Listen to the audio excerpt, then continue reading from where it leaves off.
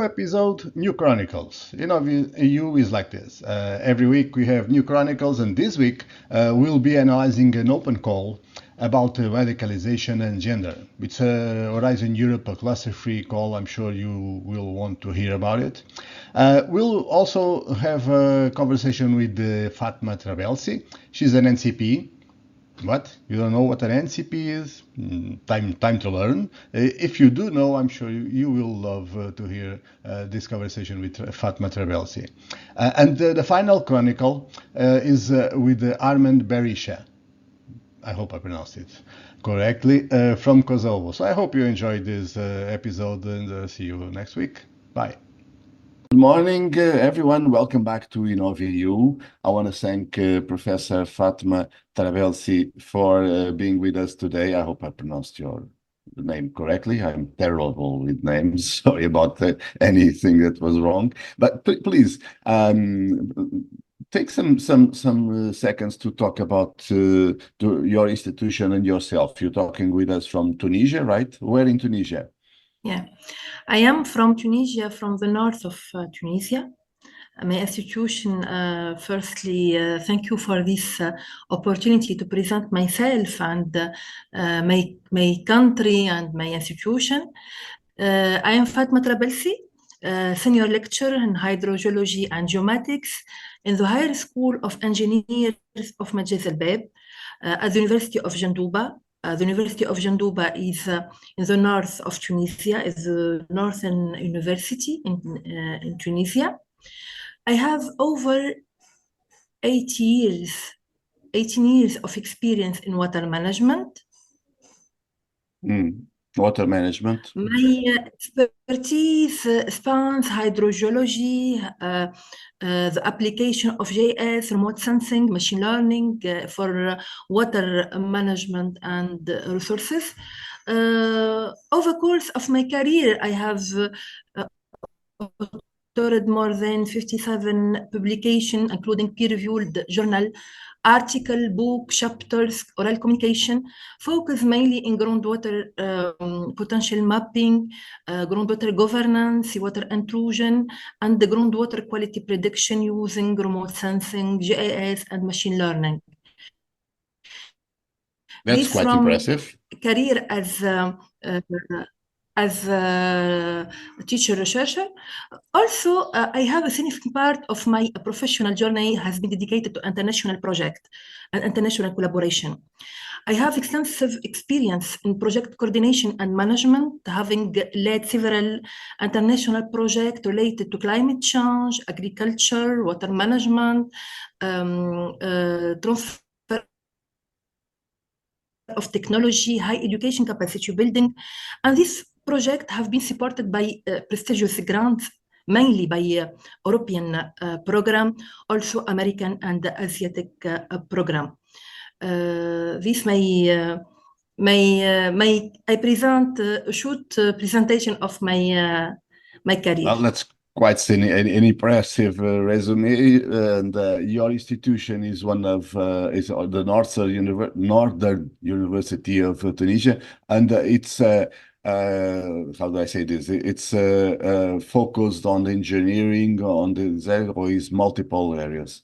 Yeah, multiple my institution is, we have three departments, Department of Hydraulic that I am a member, Department of Planning and Environment, also a Department of Agro-Industry and Mechanical Industry.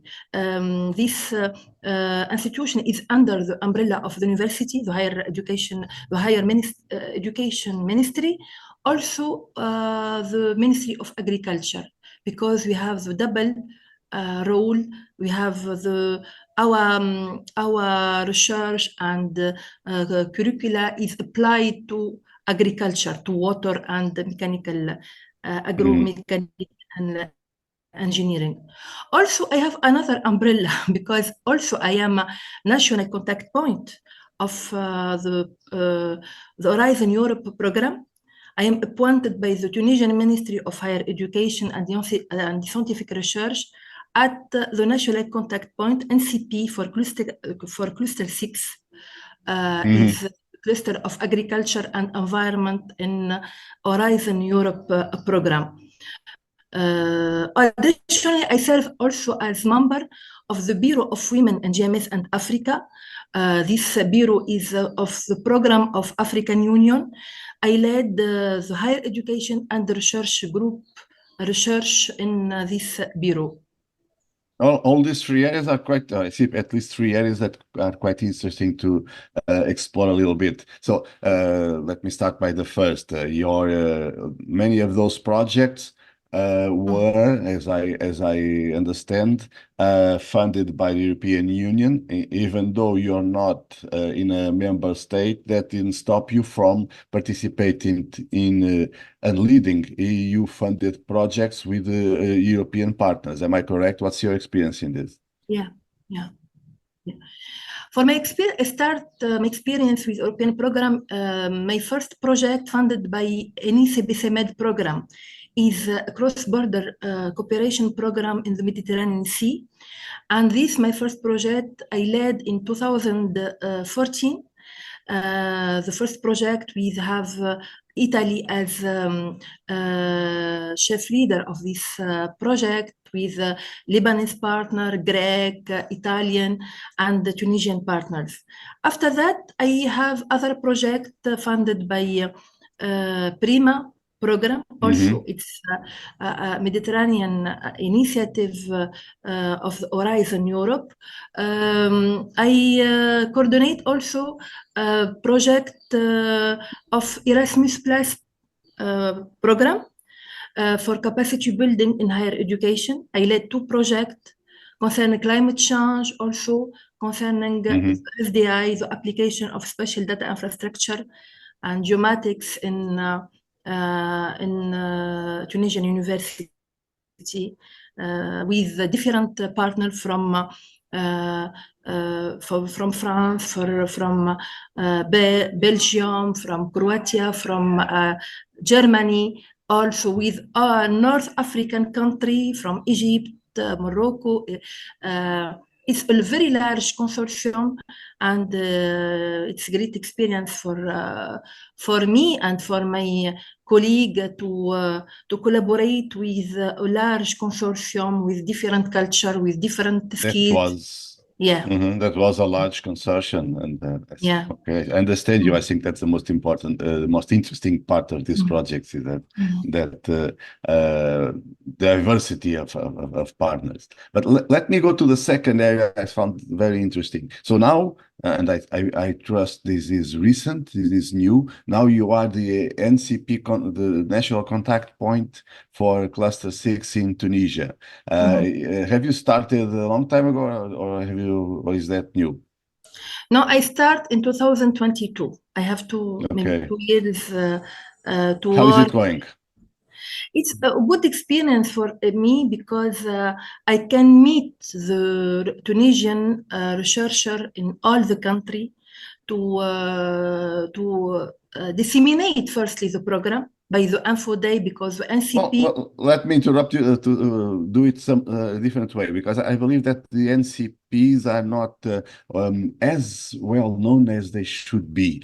So please start by explaining what's the role of an NCP? What is it expected from you? What should you do? The NCP is National Contact Point, is a person or researcher appointed by the Ministry of Higher Education in Tunisia to present the Horizon, have experience in management of international project, have experience in the development of project, and aware about the content of the program of Horizon Europe. Because before to have this role, we are trained with the program and the content of program and the call and the needs of program. And each in this program, Horizon Europe, we have NCP for each country by cluster. And we have contact with other European NCP. Firstly, so it's a network, a huge network of NCPs all over Europe. In all Europe, other we countries. we have the database for all NCP in the same cluster, and where, for example, some person in Greece or in Italy search Tunisian partner in some field, they contact the NCP of this country to identify the good maybe profile or institution can be involved in this project. Also, we have role at national level. At national level, we prepare the info day concerning the call of cluster 6 of the program. And also we prepare workshop for training for Tunisian researchers and for the development and the conception of project, Horizon project. This is the role of NCP in the ministry. So you've been doing that for 2 years. How do you like it? I like experience because for me, at beginning, I am aware about the international program. I have this experience that I can share with other colleagues and to advise and to search to select the call that can fit the profile of researcher. Also, in the same, it's benevolent work. It's not working in the ministry. I have other work. I am a teacher researcher. Also, at the same time, I coordinate other projects funded by other grant. With this role of NCP, when the division of Horizon Europe and the ministry ask me to help or to train, or I am available with two other NCP. We are 3 NCP, National Contact Point. In Cluster 6, we work together to present well the program, to organize a workshop for our target group is Tunisian researcher. When they ask the NCP to support, we are available to do. Okay. I think we're having some connection problems. I hope this normalizes. Let me ask you to talk about the third area I found very interesting. The next question is about an issue you raised earlier in your introduction that I think it's very important. You were talking about the role of women in both academia and projects. And what's the name of please tell me again, what's the name of the organization? In the African Union, we have a program, GMS and Africa program is a great program for special science. And this program is funded by European Union, also African Union. And this development and research program for the whole continent, for Africa. And we have consortium in each region. For North Africa, this program is presented by OSS, or we have in the south, in the east, and in the west. And under this program, we have initiative called Women in GMS and Africa. And these women present their speciality in their country, also in Africa.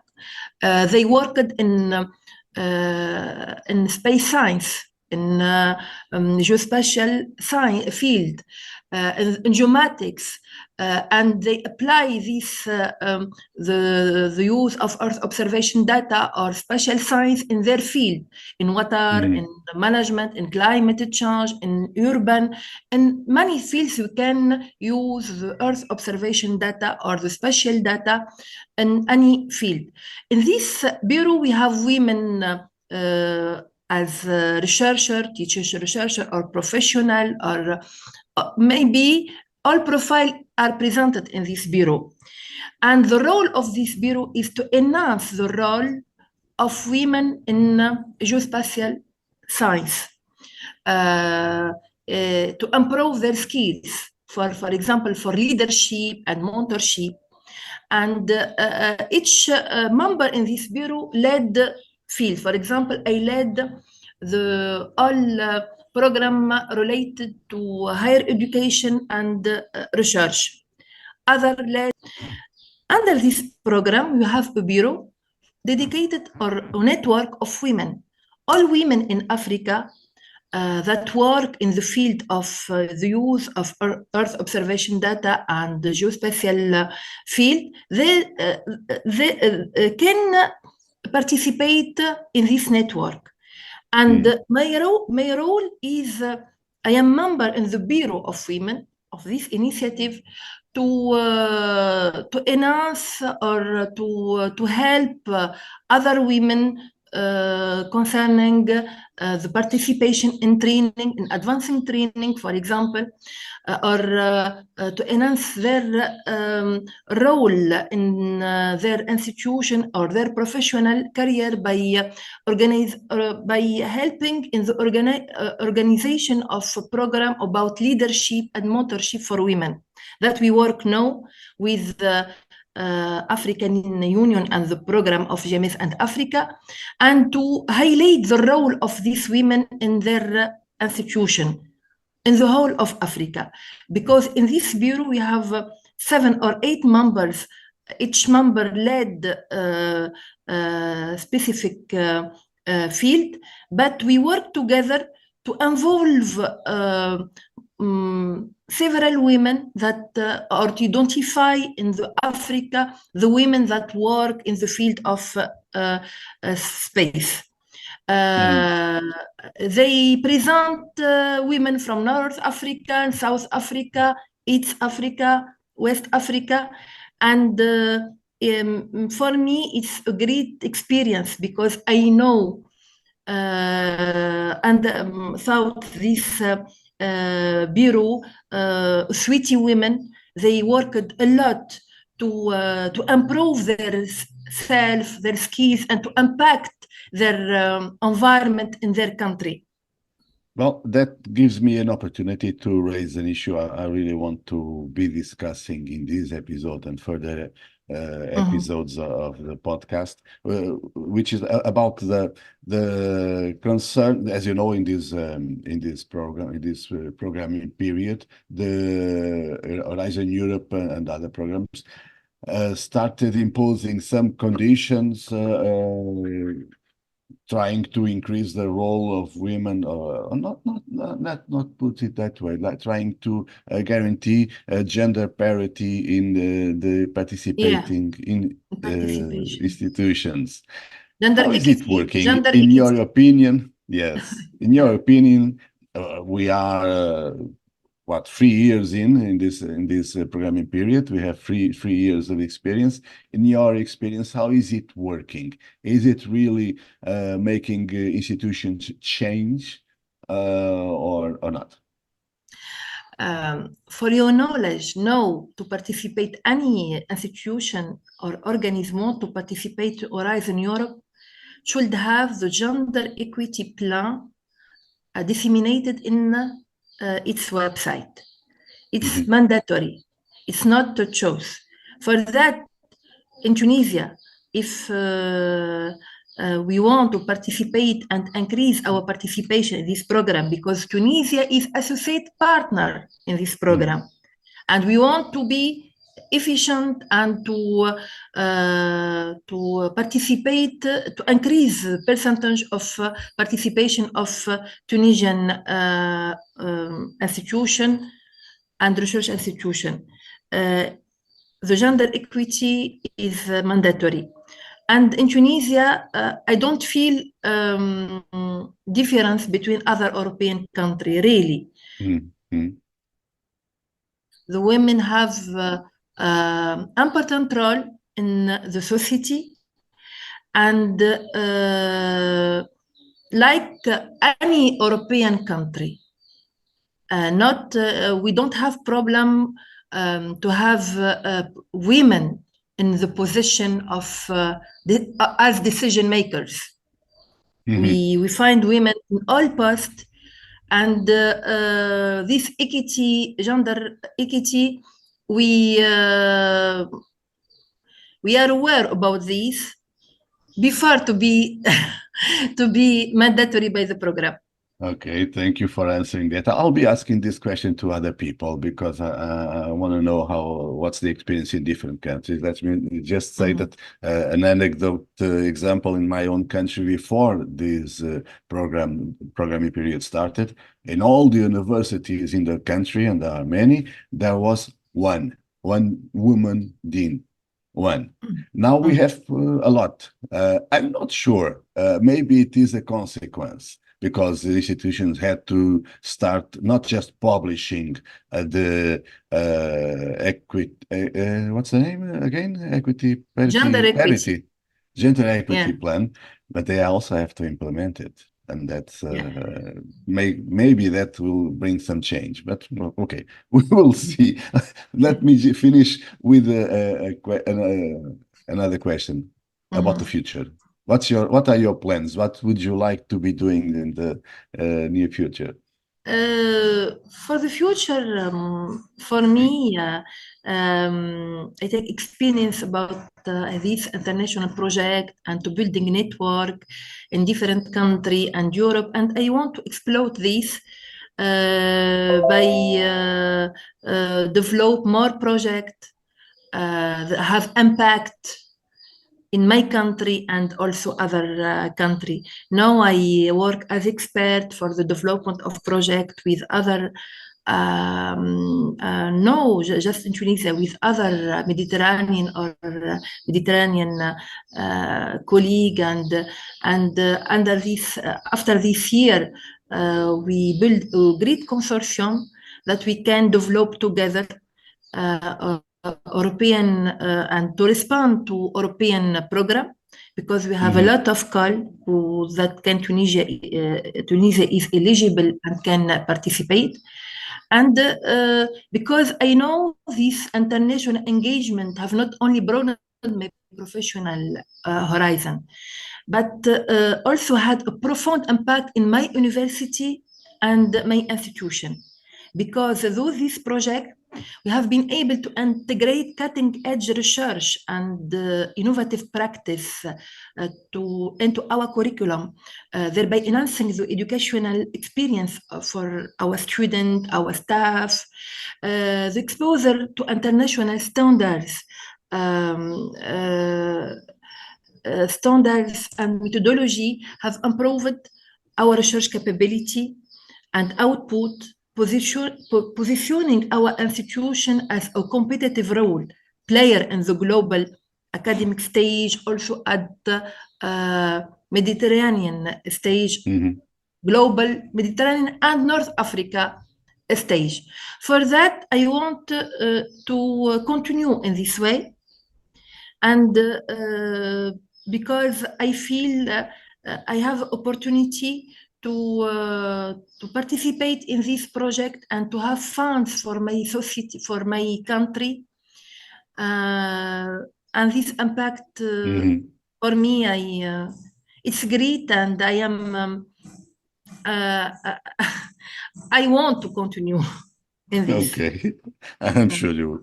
And I want to thank you for your time. I want to thank you for this lovely interview. And I hope we'll be in touch soon again with other projects, other ideas. Thank you very much for this. Thank you. Bye-bye. Thank you for you. Okay, so welcome back to InnovEU. Thank you for being here. Today I have this opportunity to talk with Armend from Pristina. He's talking to us straight from Kosovo, and he works with a local institution called UNI. Can you explain, please, what is UNI? What does that mean, and what do you do? More importantly, what do you do?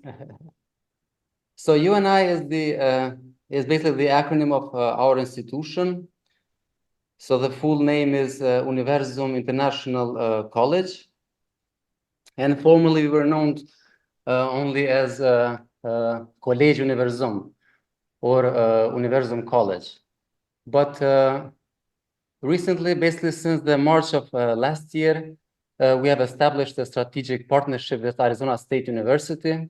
And as a result, we also have rebranded ourselves.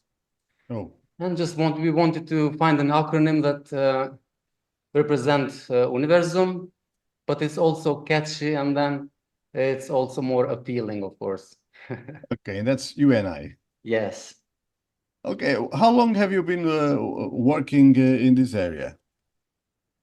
I've been involved with Universum since forever, since after I graduated from college, from university. I did also my bachelor at Universum on the business administration department. I also did my master's in higher education administration and policy at the University of Iowa in the US. And then I returned back and I joined again my institution. And I'm currently holding the role of the head of international projects at UNI, at Universum.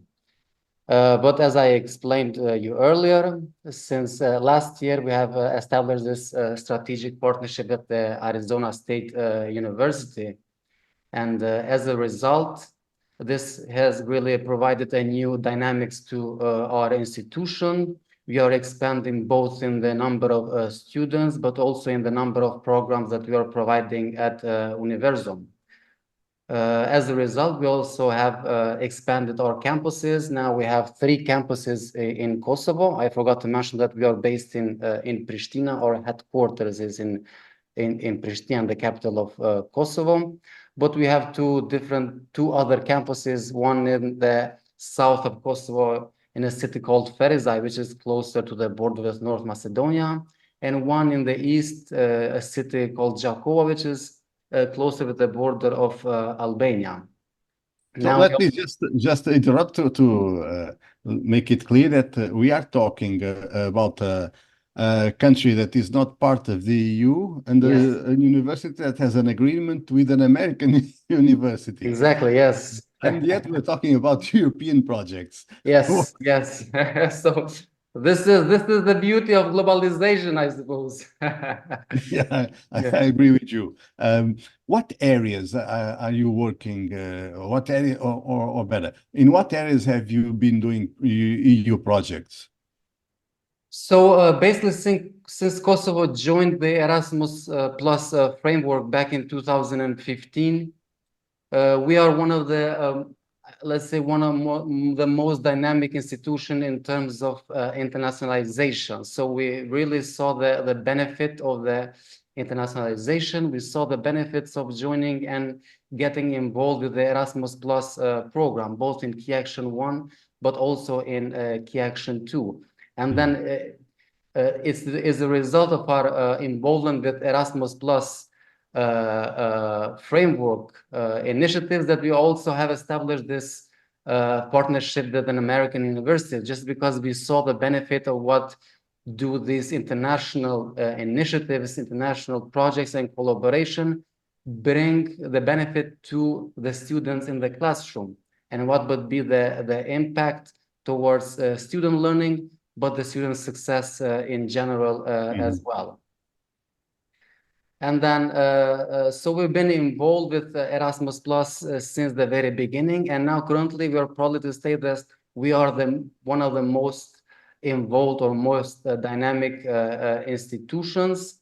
We have around 200 partners within the Key Action 1. And then we are in the midst of implementing 30 projects within the Key Action 2 on the different calls that the platform. That's a good number. Do you have any numbers about students incoming, outcoming, by memory, rough numbers? I mean, there are around 400 outgoing students that we have per academic year, and then we have around 100 students incoming. But these students do not mostly come for the semester exchange, but they are more coming through the such short mobility, such as blended intensive programs. But this is our challenge, our struggle on how do we balance the outgoing and incoming students. And then, I mean, there is an obvious explanation, I think, around this, because students across Europe can choose, between some of the very touristic, attractive capitals, such as, Rome, and then you have cities in northern Western Europe. So it really, it's difficult, to Well, I've never been to really Greece. convince I all the don't students, can't compare. come and spend a semester in Kosovo, in a country which they most probably didn't hear before. And do you have also staff, professors, and staff incoming and outcoming? Yes. Yes, we have a lot of incoming staff who come as guest lecturers, but most of the time they come for the staff week. Coincidentally, we just finished our 7th international staff week just last week, and then we had professors and colleagues coming from around 20 different universities that we partner with within the Key Action 1. Okay, and that started in 2015. 15, is it, or 17? Yes. So it's not a long time. You have accumulated Exactly. quite an experience in this decade. Let's put it this way. But that's the only kind of projects you're doing nowadays, Erasmus. Yes, it is mainly Erasmus. Just because Erasmus platform is such a great platform, and I always say it's a privilege to get involved with the Erasmus initiatives. And then it just for us, it's been a really steep learning curve, both in how these projects work and how we get more easily involved, but also on what we have improved as an institution as a result of these initiatives. I know we have the capacity building in higher education call, which is a project or call dedicated to helping countries, such as, for example, from Western Balkan, to improve the quality, to improve student outcomes, and to improve institutional efficiency in general. So, I mean, what a better opportunity to get involved than these projects. So for this reason, we truly saw in an early stage the benefit of these initiatives. So we somehow more or less exclusively dedicated our efforts to really getting involved with the Erasmus Plus. And my specialty is Key Action 2. I'm more focused only in development projects within the Key Action 2. And then we have an international office that deals with Key Action 1 with incoming and outgoing students and staff. Before I ask you about the future, I want to make you a different question. Do you have an assessment, an idea of the impact these programs had on students? I mean, that's the final goal, to exactly, yes. improve their skills and their experiences. Do you have any feeling about how or even eventually data about the impact they receive? I mean, the impact is great. We have some. I wish I could show you some numbers. But for example, when we talk about the Key Action 1, about the mobility of students and staff, and then we see that there are around 95% of our students involved with these programs that they fly for the first time in their lives, and then 90 plus something percent, it is the first time that they travel independently. And then 90% and plus of all these students, I'm talking about outgoing students, are traveling for the first time outside of the region. So just looking at this data about their experience in regards to exploring, traveling, it's no-brainer to see that this program has such a great impact on our students. But also when you look at the numbers of employment, it's really fascinating. And then I always say about these students that go for a semester exchange and then come back, we don't need to worry about them anymore, about whether they will find employment right after our graduation or not, because they're developing professionally and personally so much that, I mean, they will inevitably succeed in whatever career they choose to pursue. And then, but also in the key action 2, I mean, we have established a center for research. We have established a center for business incubation here at Universum. And then there is, we have established many labs for artificial intelligence, for online learning, for telehealth and telemedicine. So all these centers that were developed and established, and all these labs that were created, they are in direct use by the students, and these are for the students. So again, there is a big impact also on student learning that this project made possible. Well, that's good to hear, because in the end of the day, that's the main thing. Yeah, exactly. Yeah. Good to know that these things work. These programs work. These programs are definitely working. From my own experience, over 20 years ago, when I started recommending students to use Erasmus, use the opportunity, and I had the same feeling at the start. When they returned, they were different. Yeah. They changed them, and they were better prepared. It checks with my own experience. Yeah. So let's talk about the future. Armend, what would you like to do? What do you expect to do in the near future? What kind of projects are you looking for? We always put your contacts in the podcast notes, so that anyone who's interested can get in touch with you. What kind of projects are you looking for? Are you dreaming about?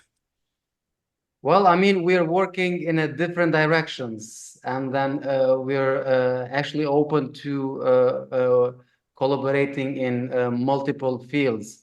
But currently, what we're mostly interested about is of course, the AI, the artificial intelligence, because it's such a new development, but is also such a rapid development. And then one of the areas and one of the sectors that I believe the artificial intelligence will not disrupt, but it will impact the most is education. And then we ought to be really at the forefront on how we can better utilize artificial intelligence to improve teaching and learning, but also to maximize the institutional outcomes in terms of student graduation, employability, and then holistic development of our students in general. So in that regard, at the moment, we are the most interested to explore collaboration opportunities within the EU funded projects, to look at these how we can frame projects that involve artificial intelligence in teaching and learning. Well, let me say that I agree with you that education is probably the sector that is going to be affected the most, and not necessarily in a negative way. I don't think that. Of course. But I think a lot of people disagree with us. I don't think most people are very worried about the impact on education, and they are looking elsewhere for artificial intelligence entering our lives. I think education has been well, how do you say that in English? Wait a second. Has been slow in changing, especially higher education. And this can be the trigger that will start a larger change. But we'll see. Yes. We'll see. And I agree with you. There are a lot of projects that can be developed in this area. Yeah. Okay, thank you. But do you want to leave some final message, some final words? Want to close the interview with some final idea? Well, not to really, just to reinforce what I've said. Working with these programs, I always want to believe that it's a privilege, and then it's a really nice place to be. The great thing about these projects is that whomever you reach out to collaborate, you will never have a negative answer, because everybody wants really to get involved. And then, as you mentioned, probably my contacts will be here on the video. So please, whomever would be interested to explore collaboration opportunities, feel free to contact us. We have a really motivated team at UNI, and we would be glad to get in contact with you. Okay, great. Thank you for your time. Thank you for this interview, and I hope to see you soon, or at least at Zoom, if not personally, at least at Zoom. Thank you very much. Thank you very much, Fernando. Welcome to Horizon Europe, where groundbreaking research meets societal impact.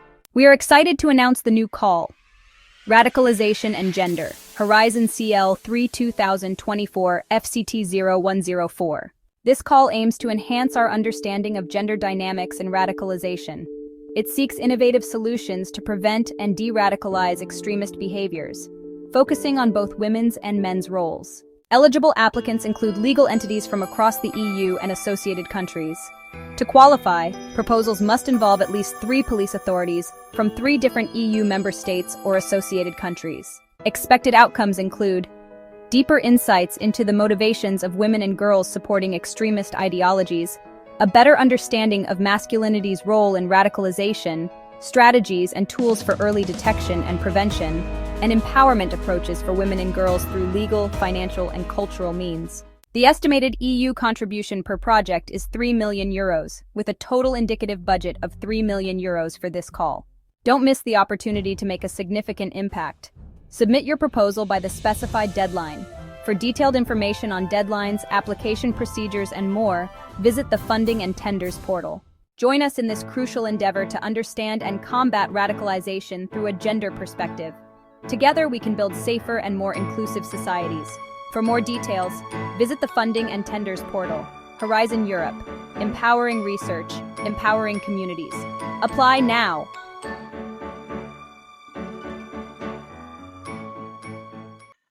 InnovEU, the EU Project Chronicles, is a weekly video podcast. Please subscribe the Polyxox newsletter to receive every podcast episode. And if you like receiving it, please press like in whatever platform you are watching or listening. Also, please share InnovEU and Polyxox with anyone you feel will enjoy it. Credits: author and host Fernando C. Gaspar, music Hugo Gaspar, Lisbon, Portugal, 2024. Reach us by email or DM.